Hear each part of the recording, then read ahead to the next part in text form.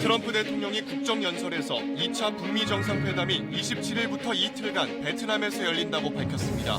비건 미 대북정책 특별대표는 서해 직항로로 방북해 평양에서 비핵화 실무 협상을 벌였습니다. 2차 북미 정상회담 개최지로 하노이와 다낭이 유력하게 거론되는 가운데 다낭 호텔들은 이달 말까지 예약을 받지 않고 취재진의 접근을 제한하는 등 회담 준비 작업에 들어갔습니다.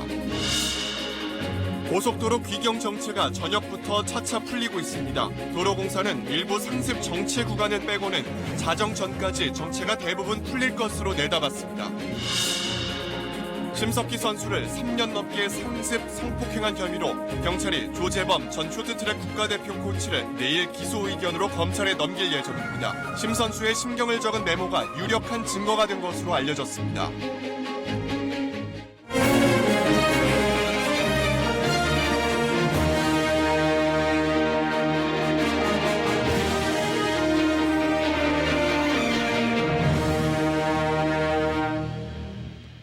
아홉 시 뉴스 시작하겠습니다. 2차 북미 정상회담이 이번 달 27일과 28일 1박 2일로 결정됐습니다. 장소는 예상대로 베트남입니다. 아직 개최 도시는 발표되지 않았지만 베트남 다낭과 하노이는 움직임이 긴박합니다. 이런 가운데 스티브 비건 미 대북정책 특별대표가 오늘 오전 서해 직항로를 통해서 평양을 방문해 실무 협상을 벌이고 있습니다. 먼저 워싱턴 연결하겠습니다. 서정 특파원, 일단 2차 북미 정상회담의 개최 국가와 시기는 예상을 벗어나진 않았고 다만 개최 도시가 발표 안 된 건 조금 예상 밖으로 보이네요. 네, 그렇습니다. 우리 시간 오늘 오전에 열린 트럼프 미국 대통령의 신년 국정연설에서 공개된 내용인데요. 오늘 27일부터 28일까지 이틀 동안 북미 정상회담을 베트남에서 개최하겠다는 겁니다. 앞서 트럼프 대통령이 2차 정상회담의 시기는 2월 말, 개최지가 베트남이라는 것도 부인하지 않았기 때문에 현지 언론도 예상했던 내용이라는 반응입니다. 다만 회담이 열리는 도시를 특정하지 않은 점은 예상 밖이었는데요. 북미 간 실무 협상이 진행 중인 점을 감안한 것으로 보입니다. 네, 트럼프 대통령의 신년 국정연설에서 이 내용이 발표됐는데 북한에 대한 언급도 있었죠. 혹시 귀담아 들을 내용이 어떤 게 있었나요? 네, 이번 국정연설의 분량은 1시간 반 정도였는데요. 이 가운데 북한 관련 언급은 1분 정도에 불과했습니다. 새로운 내용은 일정뿐이었지만 눈에 띄는 표현도 있었습니다. 화면 함께 보실까요? 우선 대담하고 새로운 외교로 한반도 평화를 위해 노력하고 있다는 언급이 있었는데요. 구체적인 비핵화 협상 내용은 밝히지 않았지만 북미 정상 간 친서 외교 그리고 실무 협상을 통해 의견차가 상당히 좁혀졌다는 의미로 읽힙니다. 트럼프 대통령의 연설 내용 직접 들어보시죠. Much work remains to be done, but my relationship with Kim Jong-un is a good one.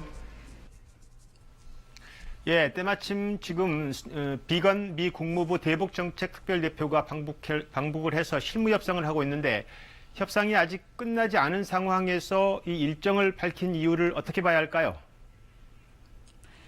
네, 트럼프 대통령이 일단 시기와 장소를 공표한 것은 일정 수준의 가시적인 성과를 낼 수 있다는 확신이 있는 것으로 보입니다. 하지만 앞서 밝혔듯이 비핵화 조치와 미국의 상응 조치를 둘러싼 북미 간 입장차가 아직 존재하고 있고요. 트럼프 대통령도 할 일이 많이 남아있음을 부인하지 않고 있는 것이 사실입니다. 따라서 국정연설을 통해 초당적인 지지를 획득하고 이를 기반으로 비핵화 조치를 좀 더 압박하기 위한 포석이라는 분석이 설득력을 얻고 있습니다. 지금까지 워싱턴에서 전해드렸습니다. 네, 지난해 1차 북미 정상회담과는 달리 이번엔 1박 2일 회담입니다. 그리고 날짜는 발표했지만 개최 도시는 아직 발표하지 않았습니다. 이게 어떤 의미를 내포하고 있는지 김경진 기자의 설명 들어보시죠. 지난해 6월 1차 북미 정상회담 때 두 정상이 함께 만났던 시간은 4시간 남짓이었습니다. 북미가 회담 전날까지 최선희 성김 라인 간 실무 협상을 벌였음에도 구체적인 비핵화 일정표와 상응 조치엔 합의하지 못했던 상황. 따라서 정상회담 당일엔 통역 시간까지 감안하면 양 정상 간 충분한 협의는 사실상 불가능했습니다. 이번 2차 정상회담이 1박 2일로 잡힌 이유로 분석됩니다. 두 차례 이상 회담을 하거나 공동 만찬도 가능한 일정입니다. 그런 만큼 이번엔 충분한 논의를 해서 손에 잡히는 구체적 합의를 이끌어내보자는 의지가 담긴 것으로 풀이됩니다. 또 가능성이 높진 않지만 회담이 기대 이상의 성과를 낼 경우 한국이나 중국이 참여하는 종전선언 등 추가 이벤트가 열릴 가능성도 배제할 수 없습니다. 1박 2일로 돼 있고 두 번째 날에 이제 시진핑 주석의 베트남 방문이 예정돼 있기 때문에 자연스럽게 종전선언 얘기가 가능하지 않을까 생각합니다. 트럼프 대통령이 날짜는 못 박았지만 이번에도 도시는 확정되지 않았습니다. 북한은 하노이를 원했고 미국은 다낭을 원했던 만큼 양자 간 아직 최종 합의를 하지 못했을 가능성도 있습니다. 북한이 대사관 등 거점이 있는 하노이를 고집하면서 회담 장소도 협상 지렛대로 활용하는 것 아니냐는 분석과 함께 북미가 경호상의 이유로 발표를 미뤘을 가능성도 제기됩니다. 그러나 회담 날짜는 공식적으로 발표된 만큼 조만간 베트남에서 북미 간 의전과 경호 문제에 대한 별도의 협의가 이뤄질 것으로 보입니다. KBS 뉴스 김경진입니다. 청와대는 2차 북미 정상회담의 시기와 장소가 정해진 데 대해서 환영의 뜻을 밝혔습니다. 김의겸 청와대 대변인은 싱가포르에서 70년 적대의 역사를 씻어내는 첫 발을 뗀 두 정상이 더욱 실질적이고 진전된 발걸음을 내디뎌 주길 바란다고 밝혔습니다. 구체적인 회담 장소에 대해서는 북미 사이에 공식 발표가 있을 것이라고 했고 남북, 미중 사자의 종전선언을 위한 문재인 대통령의 베트남 방문 여부에 대해서는 협상 상황에 달려있지만 가능성은 크지 않은 것으로 보인다고 말했습니다. 오늘 오전 서해 직항로를 통해서 평양에 방문한 도착한 스티브 비건 미 대북정책 특별대표가 지금 북측과 실무 협상을 진행하고 있습니다. 정상회담은 3주밖에 남지 않았습니다. 현재 상황에서 북한 측이 내놓을 비핵화 조치와 미국 측이 내놓을 상응 조치에는 어떤 것들이 있는지 정세배 기자가 분석해봤습니다. 김정은 위원장 집권 이래 미국 정부 인사로는 처음으로 서해 직항로를 통해 북한을 방문한 스티븐 비건 미 대북정책 특별대표. 비건 대표는 현재 북한 측 협상 파트너인 김혁철 전 스페인 주재 북한 대사 등과 2차 정상회담 합의문에 올릴 북한의 비핵화 방안을 놓고 협의 중인 것으로 알려졌습니다. 1차 북미 정상회담 이후 구체적인 비핵화 일정표와 상응 조치에 대한 논의가 없었던 만큼 2차 회담에서는 양측 모두 손에 잡히는 실질적인 성과를 내야 하기 때문입니다. 북미 간 치열한 기싸움이 예상되지만 주요 핵시설 폐기 등 일단 할 수 있는 조치를 먼저 하자는데 양측의 공감대가 형성된 것은 긍정적인 요인으로 분석됩니다. 양측은 우선 영변 핵시설을 포함한 북한 내 우라늄 농축시설의 폐기와 검증 방안에 대해 논의했을 것으로 보입니다. 여기에 대륙간 탄도미사일 ICBM의 폐기도 거론될 것으로 전망됩니다. 미국은 북한의 실질적 비핵화 조치를 전제로 제재 완화와 연락사무소 설치 등 관계 개선 조치를 언급했을 것으로 분석됩니다. 현재로서는 종전선언은 물론 개성공단과 금강산 관광 재개 등 빅딜 협상의 가능성이 주목받고 있습니다. 북한이 만족할 가능성은 매우 낮다고 봅니다. 미국의 입장은 북한이 얼마나 진전된 플러스 알파 조치를 내놓느냐에 따라 좌우될 가능성이 높다고 봅니다. 비건 대표가 내일까지 북한에 머무를 가능성도 있지만 현재로서는 북미 양측이 정상회담 직전까지 힘겨운 실무 협상을 계속할 가능성도 높아 보입니다. KBS 뉴스 정세배입니다. 이번에는 2차 북미 정상회담 개최지로 확정된 베트남 연결하겠습니다. 베트남 다낭에 KBS 특파원이 취재 중입니다.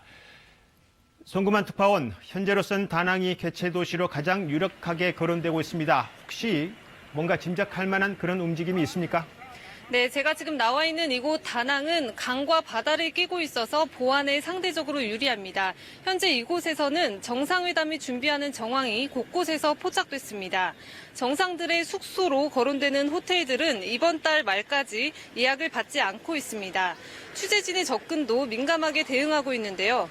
한 호텔은 미국 국무부에서 객실 여건과 준비 사항 등을 지속적으로 점검하고 있는 것으로 확인됐습니다. The government will send the document, the guided how to do, how to manage, and at the same time we will work with the embassy. 네, 그렇지만 두 정상이 하노이에서 만날 가능성도 여전히 있는 거죠? 네, 하노이에서 정상회담이 열릴 가능성도 여전히 남아 있습니다. KBS 취재진이 하노이 시내 곳곳을 둘러봤는데요. 베트남 국가 컨벤션 센터와 국회 건물 등은 일반인들의 접근과 사진 촬영 등이 통제됐습니다. 김정은 위원장이 정상회담을 하고 이어서 베트남 하노이를 국빈 방문할 것이라는 관측도 여전합니다. 네, 베트남 시민들도 이번 결정이 남다르게 다가올 것 같은데요. 베트남 정부가 환영 메시지를 냈죠. 네, 베트남 외교부는 신속하게 개최를 환영한다는 입장을 발표했습니다. 외교부 대변인은 베트남은 한반도의 평화를 유지하는 것을 지지한다며 관계국들과 협력하겠다고 밝혔습니다. 현지 언론들은 미국 트럼프 대통령의 국정연설을 이례적으로 온라인으로 생중계하기도 했습니다. 지금까지 베트남 다낭에서 KBS 뉴스 송금환입니다. 설 연휴 마지막 날 막바지 귀경길에 오른 분들 많으실 텐데요. 아침 일찍부터 시작된 고속도로 정체는 오후 4시쯤 가장 심해졌다. 지금은 조금씩 풀리고 있습니다. 서울 요금소 연결합니다. 김지숙 기자, 도로 상황 어떻습니까? 네, 아침부터 귀경길에 오른 차가 많아서인지 지금은 오후에 비해서 막히는 구간이 3분의 1가량으로 줄었습니다.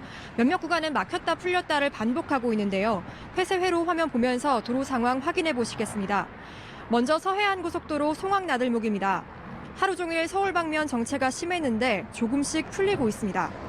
다음은 경부고속도로 청주나들목 근처입니다. 화면 오른편 서울 방면에 아직 차가 많아서 진행 속도가 느립니다.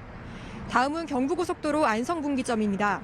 반대편 부산 방면에 비해 서울 방면으로 가는 차들이 빽빽합니다. 지금 서울로 출발하면 요금소 기준으로 부산에서 5시간, 광주에선 4시간, 강릉에선 2시간 50분, 대전에선 2시간 정도 걸립니다. 도로공사는 자정 전까지 대부분 도로에서 정체가 풀리겠다고 내다봤습니다. 지금 정체가 심하더라도 새벽 2시에서 3시까지는 도로 소통이 원활해지겠습니다. 실제로 오늘 하루 차 57만 대가 수도권 방향으로 갈 것으로 예상됐는데 이미 49만 대가 도로를 빠져나갔습니다. 저녁 늦게 귀경길에 오르는 분들은 심한 정체를 겪지는 않겠습니다. 고속도로 통행료는 오늘 밤 12시 전까지 통행권을 뽑으면 면제됩니다. 장시간 운전 등으로 사고가 나면 조금 춥더라도 차에서 내려 도로 밖에서 처리해야 2차 사고를 막을 수 있겠습니다. 지금까지 서울요금소에서 KBS 뉴스 김지숙입니다. 설 명절엔 가족과 친지 등 우더른께 드리는 문안 인사, 세배를 빼놓을 수 없는데요. 강릉의 한 마을에선 400년 넘게 마을 주민들이 모두 모여 어른께 세배를 올리는 전통이 이어지고 있다고 합니다. 우리 전통이 생생하게 살아있는 그곳에 조현주 기자가 다녀왔습니다. 마을의 가장 큰 어른인 촌장이 가마를 타고 마을회관에 도착하고 전통 의상을 갖추어 입은 주민들이 촌장을 깍듯이 맞이합니다. 곧장 합동 세배 의례인 이른바 도배식이 시작됩니다. 주민 100여 명의 세배를 받은 촌장은 따뜻한 덕담을 건넵니다. 몸 건강히 하시고 맡은 바 일에 충실하시기 바랍니다. 이어 주민들은 서로 세배를 나누며 한 해 안녕을 기원합니다. 이 마을에서 합동 세배가 시작된 것은 조선시대 중기인 1577년. 올해까지 442년째 이어져 내려오고 있습니다. 자라나는 어린 자녀들에겐 우리 전통을 직접 느낄 수 있는 살아있는 교육장입니다. 전통에 대해서 배울 수 있고 또한 아이에게 도움이 많이 될 것 같아서 마을 주민들은 세월이 흘러도 세배를 통해 우더른을 섬기는 전통만은 끊기지 않길 간절히 바랍니다. 젊은 분들이 많이 들어와가지고 이걸 맥을 계속 이어갔으면 좋겠습니다. 강릉 위촌리뿐만 아니라 강원 영동 지역 곳곳에서 합동세배의 전통을 이어가고 있습니다. 강원 영동 지역에서만 50개 마을에 이를 정도로 퍼져나가면서 옅어지는 세대 간 이웃 간의 정을 다시 돈독하게 하는 역할을 하고 있습니다. KBS 뉴스 조윤주입니다. 북한의 설 명절 모습은 어떨까요? 우리와 달리 음력설이 아닌 양력설을 쇠는 북한에선 주민들이 어떤 모습으로 명절을 보내는지 KBS가 단독 취재했습니다. 유지한 기자입니다. 2019년 새해를 밝히는 첫 해가 평양 시내에 떠오릅니다. 설날을 맞아 고운 한복을 입고 가족들이 모였습니다. 할아버지, 할머니, 성님 건강하십시오. 세배를 드리고 덕담과 세뱃돈을 받는 모습은 남측 가정의 모습과 다를 게 없습니다. 친척들과는 설 선물로 달력을 주고받습니다. 우리에겐 흔한 물건이지만 북한에선 인기 있는 설 선물입니다. 설날에는 역시 떡국. 옛 속담처럼 과거엔 꿩고기나 닭고기를 넣었지만 요즘은 돼지고기를 넣는 경우가 많아졌다고 합니다. 전후 피난민들이 자리 잡은 부산에서 유명해진 돼지국밥도 원래는 북한에서 새해에 많이 먹는 대표적인 음식입니다. 설날을 맞아 외식에 나선 가족들. 이들이 선택한 메뉴는 타조고기입니다. 최근 북한 주민들 사이에 떠오르는 대표적 인기 메뉴입니다.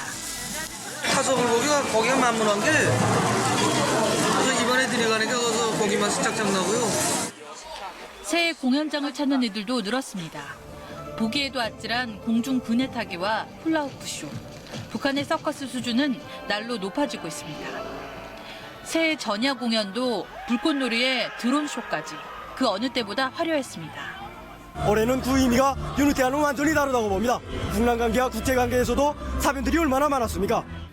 곰돌이 푸풍선 등 서구 캐릭터가 곳곳에서 눈에 띄고 외국인 관광객도 많이 느는 등 날로 개방되는 면모가 엿보입니다. 비슷한 듯 하면서도 차이가 있는 남북한 설 풍경. 내일 밤 KBS 스페셜을 통해 더 자세히 보실 수 있습니다. KBS 뉴스 유지향입니다. 이번 연휴에도 음주운전과 얌체운전 등이 끊이질 않았습니다. 특히 음복운전에 숙취운전까지 어제까지 적발된 음주운전자만 1,000명이 넘는데요. 하루 200여 명 꼴입니다. 윤보미 기자가 취재했습니다. 연휴 마지막 날, 오전부터 음주 단속이 시작됩니다. 됐죠? 됐고요. 0.098, 100일 정지 나오셨어요. 밤 늦게까지 이어지는 명절 술자리에 다음 날 숙취로 적발되는 사례가 적지 않습니다. 술을 언제 얼마나 새벽 어저께 3시까지 먹었죠. 네. 얼마나 드셨어요? 소주 한 병이요. 한 병에 맥주 한 몇 잔 먹었는데. 연휴가 시작된 2일부터 어제 자정까지 음주운전으로 적발된 사람은 1,100여 명. 경찰의 단속 예고에도 하루 200여 명 꼴로 단속에 걸린 셈입니다. 설날 명절 전후해서 가족 단위로 지인들과 아마 술자리가 많은 관계로 다수가 많이 적발되고 있는 실정입니다. 다만 음주 교통사고는 지난해 설 연휴에 비해 줄어든 편입니다. 음주 사망사고 역시 5건에서 1건으로 줄었습니다. 버스 전용차로에서 급히 빠져나오는 승합차. 18, 우측에 정차하세요. 버스 전용차로로 가려면 6명 이상 타야 하지만 차 안엔 운전자뿐입니다. 도로교통법 15조 4방 버스 정차로 위반하였습니다. 면허증 좀 제시해 주십시오. KBS가 암행순찰차의 특별 단속에 동행해보니 1시간 만에 9대가 적발됐습니다. 몇 분 타셨는지 확인해도 될까요? 연휴 동안 전용차로 위반, 갓길 운전 같은 얌체 운전 단속에 헬기와 드론까지 동원됐는데 전국에서 740건이 적발됐습니다. KBS 뉴스 윤봄입니다. 국립환경과학원이 지난달 11일부터 닷새 동안 이어진 고농도 미세먼지의 원인을 분석한 결과 국외의 영향이 평균 75%를 차지한 것으로 나타났습니다. 환경과학원은 당시 중국 산둥반도 부근에 강한 고기압이 형성돼 중국과 한반도 상공 모두 대기가 정치된 데다 두 차례에 걸쳐 고기압 가장자리를 타고 오염물질이 유입되면서 이례적으로 국외의 영향이 컸다고 설명했습니다. 쇼트트랙 전 국가대표 코치 조재범 씨의 성폭행 혐의에 대한 경찰 수사 결과가 나왔습니다. 경찰은 조 전 코치가 심석희 선수를 3년 넘게 상습 성폭행한 혐의가 인정된다고 결론 내리고 기소 의견으로 검찰에 송치하기로 했습니다. 조 전 코치는 부인하고 있지만 심석희 선수가 제시한 기록물과 문자 메시지, 일관된 진술로 성폭행 혐의가 인증된다고 본 겁니다. 이세연 기자의 보도입니다. 경찰이 수사 착수 50여일 만에 결론을 내놨습니다. 조재범 전 코치가 심석희 선수를 여러 차례 성폭행한 것으로 보인다고 밝혔습니다.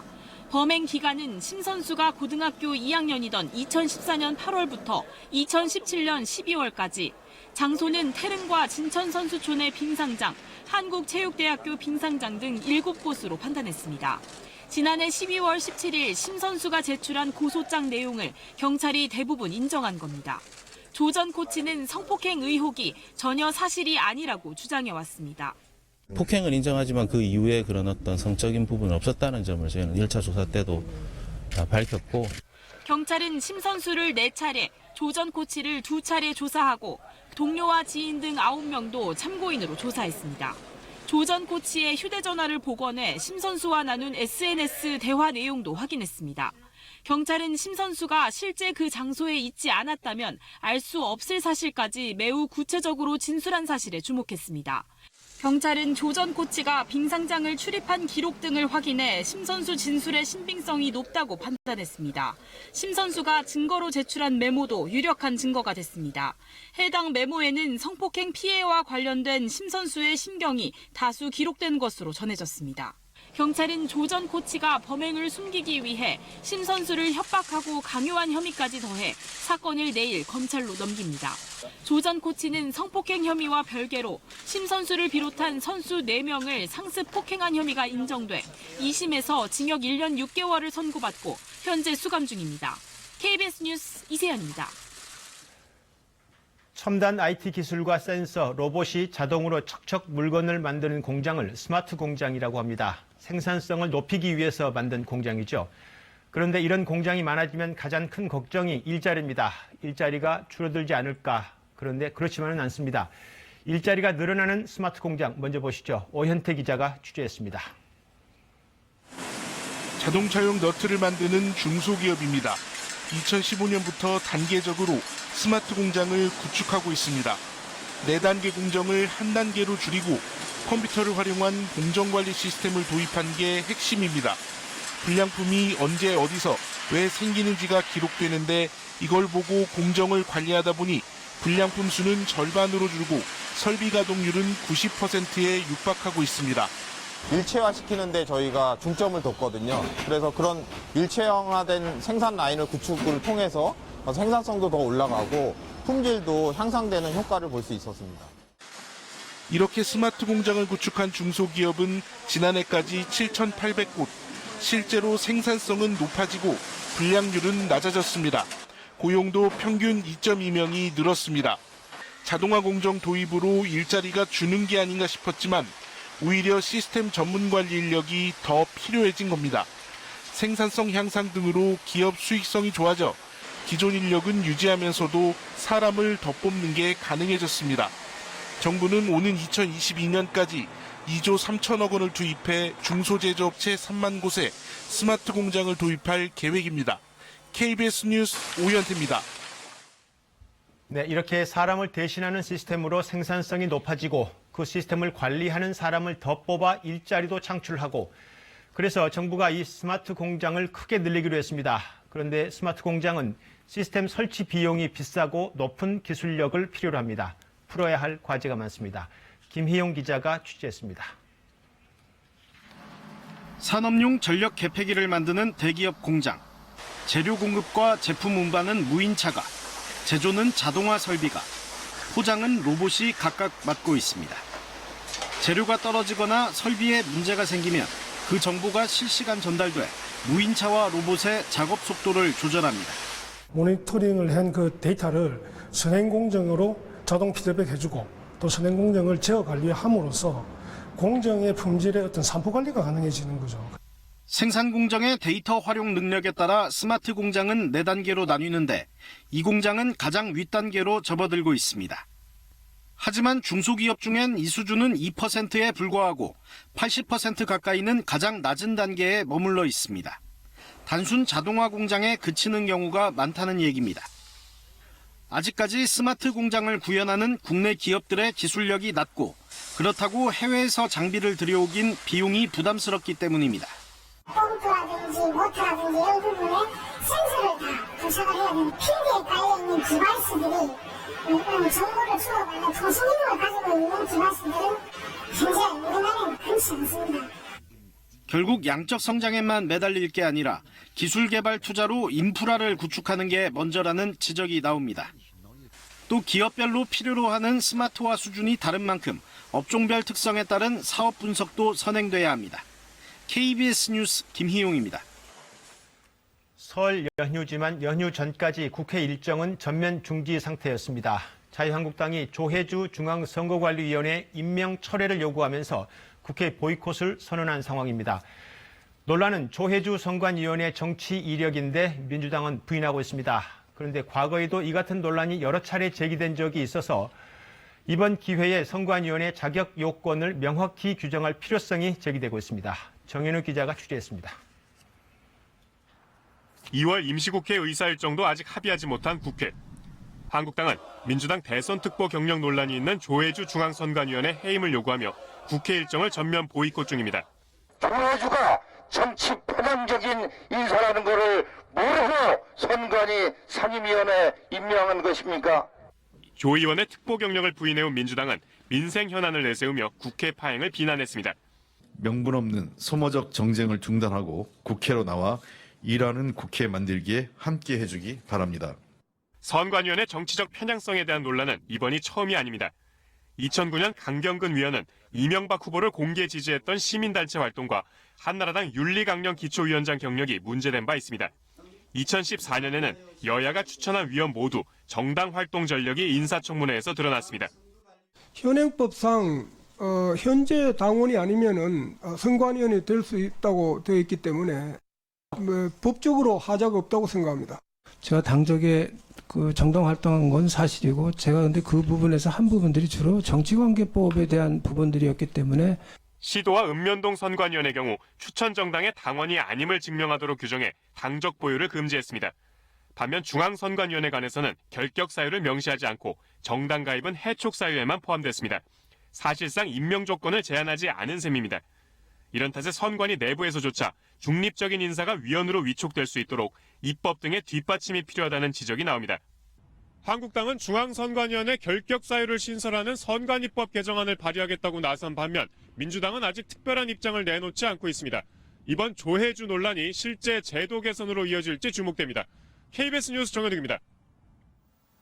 오늘 오전 7시 35분 대구시 진천동의 한 아파트에서 불이 나 같은 동 아파트 주민 40여 명이 가벼운 부상을 입거나 연기를 마셔 병원에서 치료를 받았습니다. 소방당국은 소방차 50여 대를 동원해 50여 분 만에 진화를 마쳤지만 아파트 내부 80제곱미터와 가재도구 등이 불에 탔습니다. 농식품부가 오늘까지 엿새째 구제역이 추가로 발생하지 않음에 따라 앞으로 일주일을 확산의 고비로 보고 내일부터 전국 도축장과 우재료 농장을 대상으로 일제 소독을 벌인다고 밝혔습니다. 특히 충청북도는 충주시에 내렸던 축산 차량과 가축 이동 제한 조치를 당분간 유지하기로 했고 첫 발생지인 경기도 안성시도 제한 조치를 지속하고 있습니다. 서울시가 오는 16일 새벽 4시부터 택시 기본요금이 3,800원으로 800원 오른다고 밝혔습니다. 또 심야 기본요금은 1,000원 오른 4,600원, 대형과 모범택시 기본요금은 1,500원이 오른 6,500원이 적용됩니다. 서울시는 미터기 조정 작업 기간에는 별도의 요금 안내표를 붙여 시민 혼란을 최소화할 방침입니다. 우리가 먹는 음식, 건강은 물론 기후변화에도 영향을 미치고 있습니다. 식탁에 오르기까지 생산과 운송, 조리 과정에서도 온실가스가 많이 배출되기 때문인데요. 한식 중에 온실가스 배출이 가장 많은 요리로는 설렁탕이 꼽혔습니다. 손서영 기자가 보도합니다. 각자 챙겨온 도시락으로 점심을 먹는 직장인들. 김지은 씨는 2년 전 기후변화 문제에 관심을 두고 채식을 시작했습니다. 육류를 소비할 때 훨씬 많은 온실가스가 배출된다는 정보를 접했기 때문입니다. 채식을 하는 것만으로도 환경적인 영향력을 좀 줄일 수 있을 거라는 이제 생각이 들어서 채식을 시작을 하게 되었습니다. 전 세계에서 배출되는 온실가스의 30%는 음식을 생산하고 소비하는 과정에서 발생합니다. 탄소 발자국은 이 과정에서 나온 모든 온실가스 배출량을 이산화탄소로 환산해 수치로 표시한 겁니다. 우리나라 사람이 즐겨 먹는 대표 음식 65개 가운데 가장 많은 탄소 발자국을 남긴 건 설렁탕이었습니다. 곰탕과 불고기, 육개장 등이 뒤를 이었는데 모두 소고기가 들어갑니다. 설렁탕의 경우에 1인분에 10kg의 온실가스 배출량이 나오고 그리고 콩나물국 같은 경우에는 100g 정도가 배출이 되어서 약 100배나 차이 나는 걸로 나왔습니다. 소는 먹이를 소화하는 과정에서 많은 양의 메탄가스를 배출하는데 메탄가스는 온난화를 일으키는 온실 효과가 이산화탄소보다 30배 이상 큽니다. 한 끼 식단에만 변화를 줘도 온실가스를 줄이는 데 도움이 됩니다. 모든 한국인이 일주일에 한 차례만 육개장 대신 북엇국을 먹어도 온실가스 8,500만 톤이 줄어듭니다. 소나무 1,300만 그루가 흡수해야 하는 양입니다. 온실가스는 남은 음식을 처리할 때도 많이 배출됩니다. 처음부터 적당량의 음식을 준비하는 것도 지구 환경을 생각하는 생활 속 실천이 될 수 있습니다. KBS 뉴스 손서영입니다.